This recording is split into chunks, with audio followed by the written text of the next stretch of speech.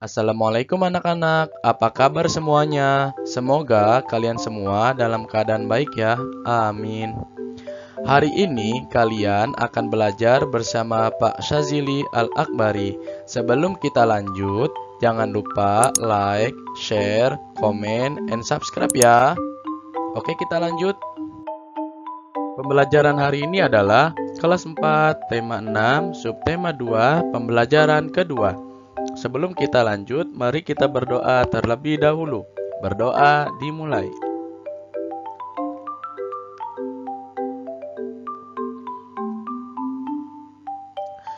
Berdoa selesai. Materi yang akan kita bahas hari ini adalah yang pertama, cara membuat puisi yang benar. Yang kedua, mengenal gerak tari kreasi daerah. Dan yang ketiga, manfaat makhluk hidup bagi lingkungan sekitar.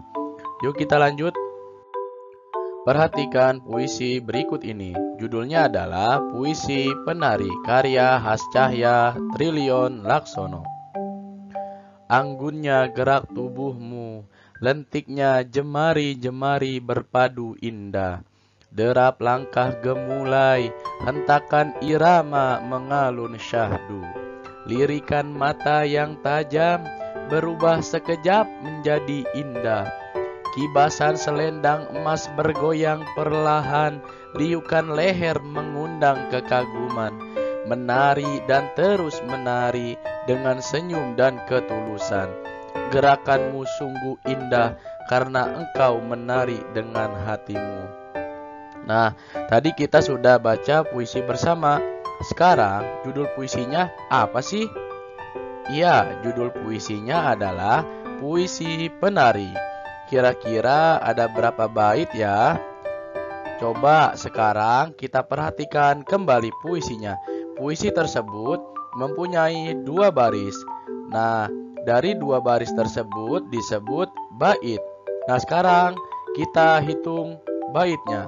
1, 2, 3, 4, 5, 6. Ada berapa? Ada 6 bait. Nah, sekarang ada berapa baris sih? Tadi kan udah Bapak sebutin. Ada berapa? Ada 2 baris. Nah, puisi tersebut bercerita tentang apa sih?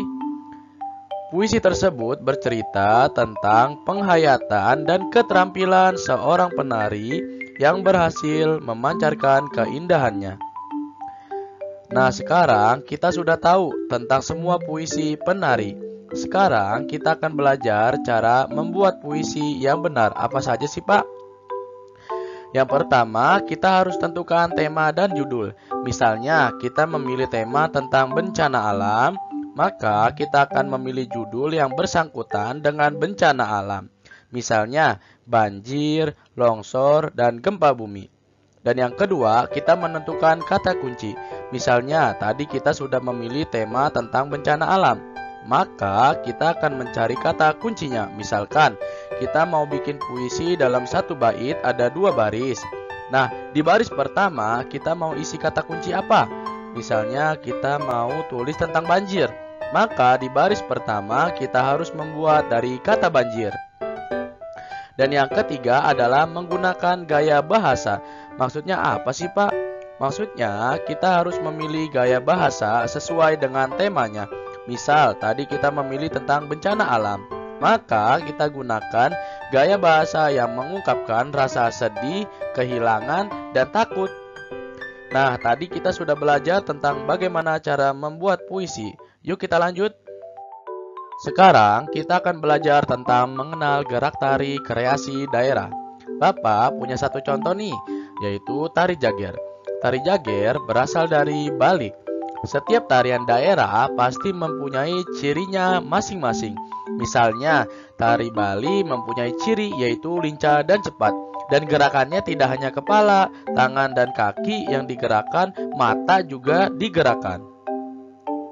Salah satu contohnya nih ada videonya. Nah, yang kedua ada juga tari saman. Tari saman berasal dari Nanggro Aceh Darussalam. Ciri-cirinya adalah bertepuk tangan dan juga dada, Gerakannya pun lincah dan cepat. Bapak punya videonya juga.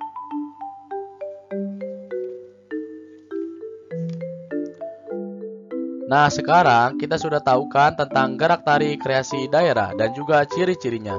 Yuk, sekarang kita akan membahas manfaat makhluk hidup bagi lingkungan sekitar. Makhluk hidup terbagi menjadi 3, yaitu ada hewan, tumbuhan, dan manusia. Tapi sekarang kita akan membahas 2 makhluk hidup yang bisa dimanfaatkan bagi lingkungan sekitar, yaitu tumbuhan dan juga hewan. Apa saja sih Pak contohnya? Contohnya yaitu tumbuhan seperti padi. Padi kita bisa manfaatkan sebagai bahan makanan. Padi kita bisa jadikan sebagai nasi untuk kita makan. Selain itu, ada kapas. Kapas kita bisa manfaatkan sebagai pakaian. Kapas pertama kita jadikan benang dahulu, setelah itu kita jadikan pakaian. Selain itu juga ada pohon jati. Pohon jati kita bisa manfaatkan kayunya menjadi kursi, meja, dan lain-lain. Selain dari tumbuhan, dari hewan pun bisa. Misalnya ikan. Ikan kita bisa manfaatkan sebagai sumber makanan.